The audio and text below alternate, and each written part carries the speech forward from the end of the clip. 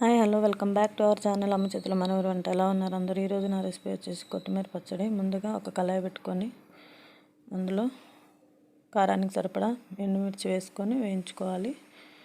మినప్పప్పు, శనగపప్పు, జీలకర్ర అన్నీ వేసుకొని వేయించుకోవాలి. తర్వాత అవి తీసి పక్కకు పెట్టుకొని కడిగి పెట్టుకుని కొత్తిమీర వేసి వేయించుకోవాలి. అది కొంచెం వేగిన తర్వాత చింతపండు వేసి వేయించుకోవాలి.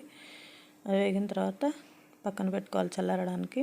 ఇప్పుడు ముందుగా మనం తీసి పెట్టుకుని అందులో ఉప్పు వేసి మిక్సీకి వేసుకొని తర్వాత కొత్తిమీర, చింతపండు వేసి వెల్లుల్లి అన్నీ వేసుకొని మిక్సీకి వేసుకోవాలి. తర్వాత రుచికి సరిపడా సాల్ట్ కూడా చూసుకొని వేసుకొని తర్వాత పోపు పెట్టుకోవాలి.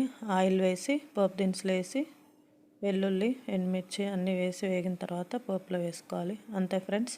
నచ్చితే లైక్ చేయండి, షేర్ చేయండి, సబ్స్క్రైబ్ చేయండి. Bye friends.